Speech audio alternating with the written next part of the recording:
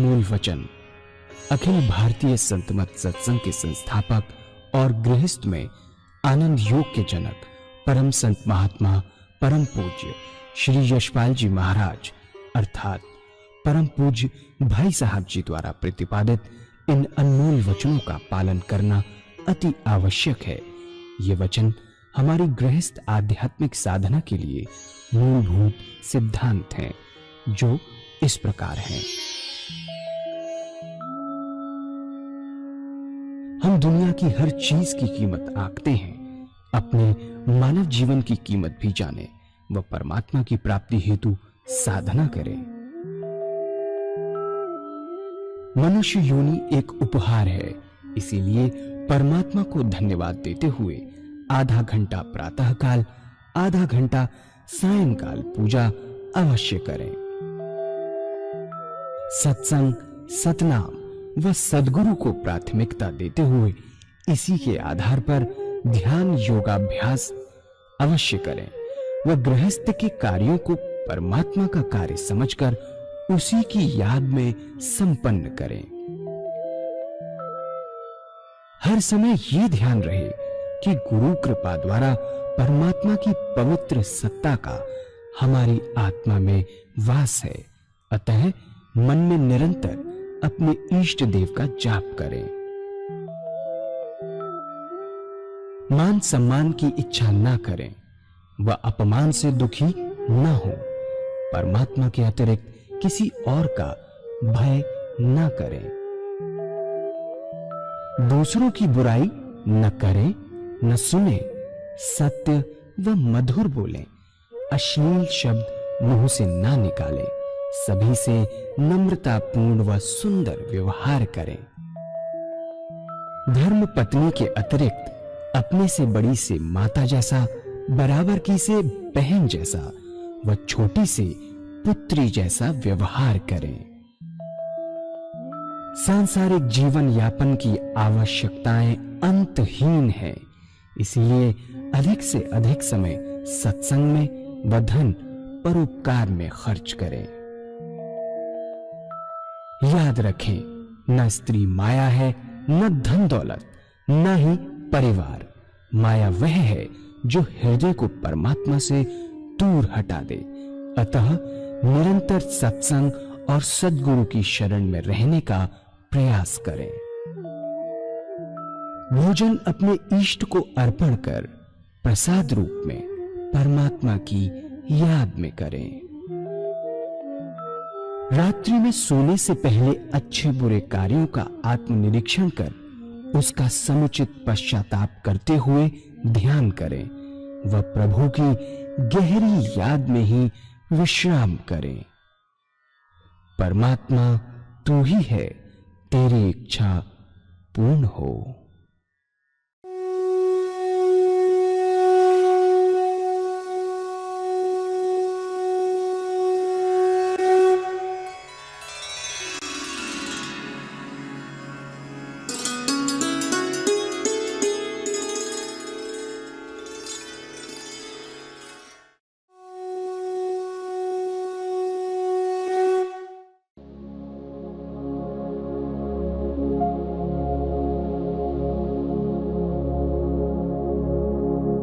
जय सद्गुरुदेव जय पद शरणम श्रेयस्वरूप चरणों शरणम। जय सद्गुरुदेव जय पद शरणम श्रेयस्वरूप चरणों। संत तुलसीदास भगवान राम के उपासक थे और इतने भगवान राम के उपासक थे कि एक बार द्वारकाधीश मंदिर चले गए मथुरा। जब मथुरा के दरवाजे पर गए तो सबने प्रणाम किया, तुलसीदास जी ने नहीं किया। लोगों ने पकड़ लिया, कहने लगे कि आप तो भगवान के भक्त हैं, आपने प्रणाम क्यों नहीं किया। तुलसीदास जी ने भगवान की स्तुति की और भगवान की मूर्ति का बड़ा सुंदर वर्णन किया। आखिर में रो रो के कहने लगे कि तुलसी मस्तक तब झुके जब धनुष बाण लो हाथ। ऐसा कहते हैं कि भगवान के हाथ में धनुष बाण आ गया तो तुलसीदास जी ने दंडवत प्रणाम किया। ऐसे एक इष्ट के उपासक थे। ऐसे ही सूरदास भगवान कृष्ण के उपासक थे।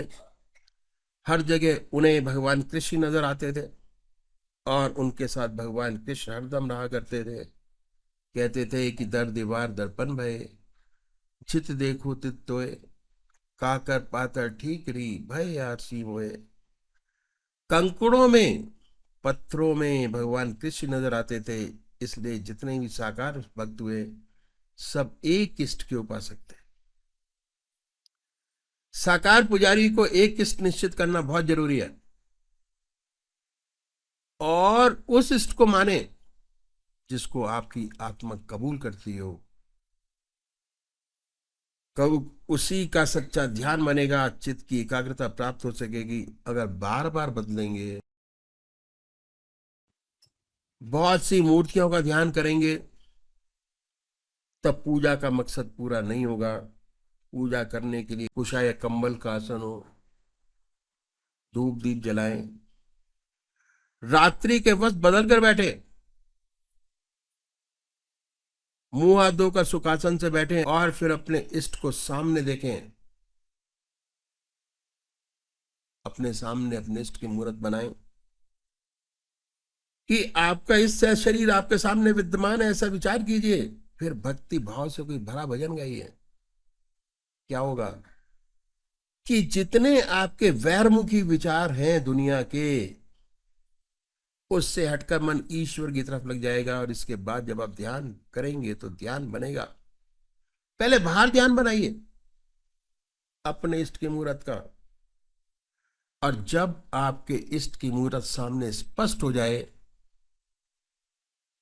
ख्याल से, बाय थॉट, मन के अंदर, बड़े प्यार से हाथ नीचे। मैं अक्सर एक एग्जाम्पल देता हूं, शिव भगवान का कैसे ध्यान करेंगे। आंख नीचिए, जैसे एक पेंटर बनाता है। अगर उसको कहा जाए कि भगवान शिव की मूर्त बना दे, बड़े प्यार से बैठेगा, अपने सामने अपने इष्ट की मूर्त बनाएगा, बड़े प्यार से। बड़ी बड़ी आंखें हैं, गोल चेहरा है, जटाएं हैं, सर्पों की माला है। बड़ा शुरू शुरू में स्पष्टता नहीं आएगी, मगर जैसे जैसे आप ध्यान करते चले जाएंगे, बार बार करेंगे, रिपीटेडली करेंगे। भगवान श्री कृष्ण ने बड़े प्यार से गीता में साधक की दृष्टि से 4 विशेष बात बतलाई। पहली आहार की शुद्धि, दूसरा विहार की शुद्धि, तीसरा अभ्यास, चौथा वैराग अभ्यास। आज जो भी हैं, जैसे भी हैं, जिस लाइन में अभ्यास से हैं, अगर इसका भी अभ्यास करेंगे तो एक समय ऐसा आएगा कि जैसे ही आप अपने इष्ट की मूर्त सामने बनाएंगे, आपकी इष्ट की मूर्त बिल्कुल स्पष्ट आपके सामने होगी। आपके इष्ट का दिव्य दर्शन आपके सामने होगा और उनकी छत्र छाया में बड़े आराम से अपनी जिंदगी को पार कर पाएंगे। छत्र छाया अपने इष्ट देव की। उसके बाद पहले बाहर बनाइए, और जब वो पवित्र मूर्ति बन जाए सामने स्पष्ट, वो पवित्र मूर्त को अपने हृदय में उतारिए, बैठाइए बड़े प्यार से, इतने प्यार से कि ना कोई दूसरा विचार रह जाए, ना ख्याल। ये जरूरी है। पर होगा क्या कि जैसे ही आप इस प्रोसेस में आएंगे, ऐसे ऐसे विचार दुनिया के सामने आएंगे जो जिंदगी में कभी सोचा नहीं होंगे आप। क्यों? अब तक हमारी जो वृत्ति है वो वहरमुखी है। घर की सोचते हैं, समाज की सोचते हैं, परिवार की सोचते हैं, बिजनेस की सोचते हैं, हर चीज की सोचते हैं। वो ऐसा अटैक करेगा जो जिंदगी के अंदर आपने कभी सोचा नहीं होगा। वो सारी चीजें हमारे सामने आएंगी। उनको डाइवर्ट करिए, दबाइए नहीं। दबाएंगे तो काम नहीं बनेगा। डाइवर्ट करिए कि आधा घंटा मेरे को ध्यान तो करना ही है, उसके बाद सोचेंगे।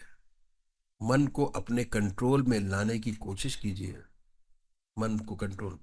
और जब ये कंट्रोल में आना शुरू हुआ आपका मन आपके अंदर, तो ऐसी स्थिति पैदा होगी जो बड़े बड़े योगियों को नहीं होती है, मन को कंट्रोल करने का। तो बाहर की तरफ बनाए, और जब बाहर की तरफ स्पष्ट मुहूर्त हो जाए तो उस पवित्र मुहूर्त को अपने हृदय में उतारिए। दिल हमारा धड़कता रहता है, उस दिल की धड़कन में जो मंत्र आपका है, जिसमें परमात्मा की सबसे ऊंची भावना आपने डाली हुई है, उस मंत्र को उच्चारित होते सुने कि हृदय से निकल रहा है, हम सुन रहे हैं। मेडिटेशन और कंसंट्रेशन। कंसंट्रेशन बैठ के, मेडिटेशन चलते फिरते खाते पीते सोते जागते बड़े आराम से किया जा सकता है। नाम लेना, अपने इष्ट का ध्यान लगाना और नाम लेना, दोनों चीजें आपके सामने रख के इतने प्यार से कि ना कोई दूसरा विचार रह जाना। क्या हमारी आत्मा हमारे मन को देखती रहती है, बताती रहती है हम क्या कर रहे हैं। गाइडिंग अथॉरिटी हमारे मन के अंदर ही बैठी हुई है। Guiding authority, testing authority, correction हमारे पूरे शरीर के अंदर है। बाहर देखने की जरूरत ही नहीं है। जब मन हट जाए तो उस प्यार से उस पवित्र मूर्ति पर जमाए, फिर कोई ना विचार रहेगा, एक टाइम आएगा ना ख्याल रहेगा। थोड़ा टाइम लगेगा इस चीज को आने, इस चीज को लाने में एक साथ नहीं होगा। अभ्यास। हमारी माँ ने हमको चलना सिखाया उंगली पकड़कर, आज दौड़ लेते हैं, भाग लेते हैं। हर चीज को करने में भाई प्रैक्टिस टाइम लगता है, पर एक स्थिति ऐसी आती है कि जब हम पूर्णता समर्पित हो जाते हैं, पूर्णता, और जो चाहते हैं वो कर पाते हैं। अपने इष्ट की छत्र छाया में पूरे जीवन को निकालते हैं, कहीं जाने की जरूरत नहीं। अगर ये प्रोसेस ध्यान योग का आपने शुरू कर दिया, इष्ट का दर्शन, उससे पूछिए जो आपको पूछना है, तो आपको बड़ी सुंदर अनुभूति होगी कि हृदय आपका मस्तक आनंद से भर गया। जितना मस्तक पे भार था वह हल्का हो गया। ये है पूजा का तरीका जो संत महात्मा ने बताया ग्रस्त में रहते हुए लोगों के लिए, जो कहते हैं कि ग्रस्त में रहकर हम साधना कर ही नहीं सकते, बड़े आराम से कर सकते हैं। कहते हैं हमारे पास समय नहीं है, समय इतना है, समय की कमी नहीं है। डाइवर्ट करने की जरूरत है बस। हमारे जितने भी संत महात्मा हुए सब साइंटिस्ट थे, उन्होंने कार्य करते हुए, ऑफिस में काम करते करते हुए ऐसी ऐसी चीजें बता गए और लिख गए कि ऐसे करोगे तो ऐसा होगा, ऐसे करोगे तो ऐसा होगा, ऐसे करोगे तो ऐसा होगा। Practical, total practical. चित्त एकाग्र होगा, और जब चित्त एकाग्र होना शुरू होगा तो सुषुप्ति की अवस्था आएगी। मैं आपको बता रहा हूं, सुषुप्ति की अवस्था आएगी, सुषुप्ति की अवस्था। और सुषुप्ति से सहज समाधि में प्रवेश करेंगे। पहले सुषुप्ति की अवस्था, बैठेंगे, खुमारी आएगी परमात्मा की याद के साथ की। परमात्मा की याद साथ है और खुमारी भी है, दोनों चीजें हैं। खुमारी खत्म होगी, परमात्मा की याद होगी। शुरू में परमात्मा की याद, पूजा में बैठे 2 घंटे, खुमारी आई, परमात्मा की याद, उठे परमात्मा की याद, तो 2 घंटे का पीरियड जो आपका ध्यान अवस्था का योग है वो ऑटोमेटिक पूजा में बदल जाएगा। आपको कुछ करने की जरूरत, बैठने की जरूरत है बस। 2 घंटे सत्संग में बैठिए, कुछ चीज सोचने की जरूरत नहीं है। आइए, बैठिए और जाइए। अगर 3 महीने आपने प्रोसेस कर लिया तो चौथे महीने आपका मन अपने आप पूजा में लगना शुरू हो जाएगा। प्रेशर दिमाग पर डालने की बिल्कुल जरूरत नहीं है। आनंदमय अवस्था बना के बैठने की जरूरत है। आनंद से बैठिए। जब सुबह पूजा करते हैं तो ये परमात्मा से प्रार्थना करते हैं कि हे प्रभु, हमें ध्यान भी नहीं चाहिए, हम तेरे चरणों में विश्राम चाहते हैं। जब विश्राम करेंगे तो सारे विचारों से खाली होंगे, ऑटोमेटिक आपका मन लगना शुरू हो जाएगा। उसके बाद जो निराकार उपासक हैं, जो परमात्मा की मूर्ति को नहीं मानते हैं, वो नाम को पकड़े और उस नाम को चुने जो आपकी आत्मा को सारा सबसे प्यारा लगता है। कोई भी नाम, कोई ना कोई नाम से तो याद करते होंगे। हिंदू भाई ओम नाम, मुसलमान भाई अल्लाह, सिख भाई वाहेगुरु, क्रिश्चियन भाई क्राइस्ट, अगर किसी को नहीं छोड़ा, बड़े आराम से। और जहां भी जो आपकी आत्मा को प्यारा लगे, यहाँ मेजर साहब में एक है ना, खान साहब, मेजर खान, कहते हैं भैया जी जब नाम लेता हूं अपने इष्ट का तो नीला नीला ओम दिखाई देता है मेरे को। मैंने भैया बहुत अच्छी बात है अगर ओम दिखाई देता है, देख के कहता इतनी शांति मिलती है, अनुभव का विषय है। आसन वही है, सुख आसन से पलौथी लगाकर बैठे हुए हृदय की तरफ निगाह रखें, आनंदमय अवस्था बनाइए और ये ख्याल करें कि जब आपका हृदय दुख दुख करता है, हार्ट बीट सुनने की कोशिश कीजिए। हार्ट बीट सुनाई नहीं देती, डॉक्टर कहता है कि भाई आपकी हार्ट बीट तेज चलती है, डॉक्टर बताता है आला लगा के। और ख्याल करें कि जब आपका हृदय दुख दुख करता है, उस हार्ट बीट से जो नाम निकल रहा है वो निकल रहा है, वो हार्ट बीट से निकल रहा है, अब पूरे शरीर में वाइब्रेट करता है, निकलता है, वाइब्रेट करता है पूरे शरीर के अंदर। जो नाम आपने चुना है वह निकल रहा है, हृदय ओम ओम कह रहा है, जवान नहीं कह रही, जिह्वा से नहीं, ख्याल से। शुरू शुरू में दिक्कत आएगी, जब प्रोसेस शुरू करेंगे उसके बाद आदत हो जाती है। ये हमारे शरीर का सबसे बड़ा गुण है कि जिस चीज को बराबर रिपीटेडली करना शुरू करते हैं, मन उसकी आदत बना देता है। चाय पीने की अगर 4 बजे आदत है तो 4 से 5 ही नहीं बजते फौरन चाय की याद आ जाती है कि भाई चाय नहीं मिली। लोग तो शोर मचाने लगते हैं कि चाय का टाइम निकल गया भाई। अगर 1 बजे खाने की आदत है तो 1 बजे तक भूख लगेगी, और 1 के 2 बज गए तो भूख खत्म आपकी, आप खाएं या ना खाएं। हैबिट फॉर्मेशन, शरीर उसी हिसाब से अपने आप को ट्यून कर लेता है जाते हुए। अगर सुबह 4 बजे उठने की आदत है, ऑटोमेटिक 4 बजे आपकी नींद खुल जाएगी, चाहे सारी रात आप जागते हो, अगर आधे घंटे की भी नींद आई तो 4 बजे फौरन। ये हैबिट फॉर्मेशन का गुण हमारे संतों ने, हमारे बुजुर्गों ने लिया और हर चीज को हैबिट बनाने की कोशिश की। तो क्या है, तब तक आप मानसिक जाप कर सकते हैं, ओम ओम। धीरे धीरे ऐसी अवस्था आती है कि आप बहुत स्पष्ट सुनाई देने लगता है कि हृदय से ओम की आवाज निकल रही है। ऐसी हालत पैदा होती है, ना कोई दूसरा ख्याल रहता, ना विचार, ऐसे तल्लीन हो जाते हैं उसके अंदर, अपना होश नहीं रहता, अपने आप से गायब। विचार शून्य अवस्था बन जाती है। जब चेतन अवस्था में आते हैं तो वही नाम सुनते होते हैं, बड़ा एहसास होता है आनंद का कि हमारा मस्तक अनुपम आनंद से भर गया, बड़ी शांति मिले। इतनी शांति आत्मा से मन को मिलती है कि ऐसे ऐसे काम जो जिंदगी में कभी ना हुए हों, वो सारे काम अब ऑटोमेटिक पूरे होने शुरू हो जाते हैं। और इन संतों ने तरीका बताया, यदि ऐसे पूजा करेंगे तो हमें विशेष लाभ होगा। चित्त की एकाग्रता प्राप्त होगी, धीरे धीरे सुषुप्ति की अवस्था प्राप्त होगी, सुषुप्ति से सहज समाधि में प्रवेश करेंगे।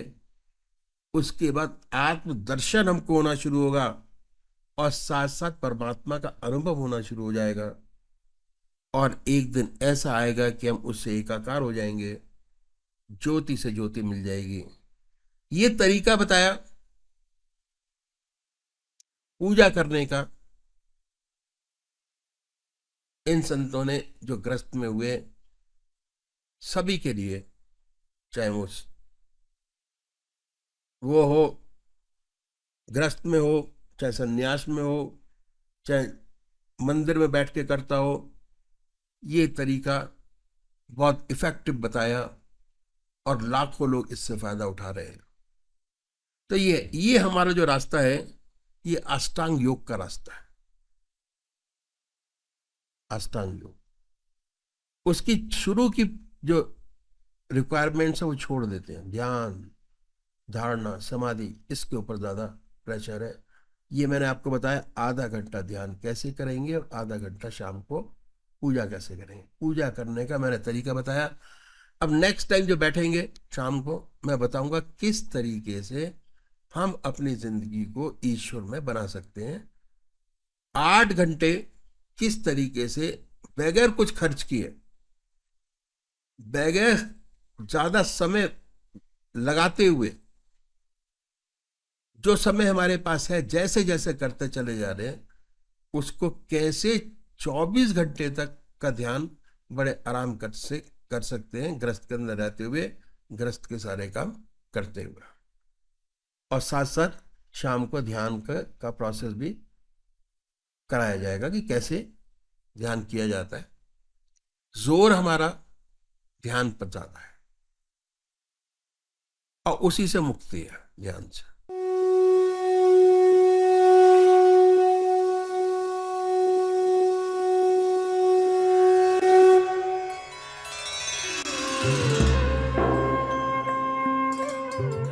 ध्यान योग के कार्यक्रम आनंद योग से निशुल्क जुड़ने के लिए संपर्क करें 9810239677।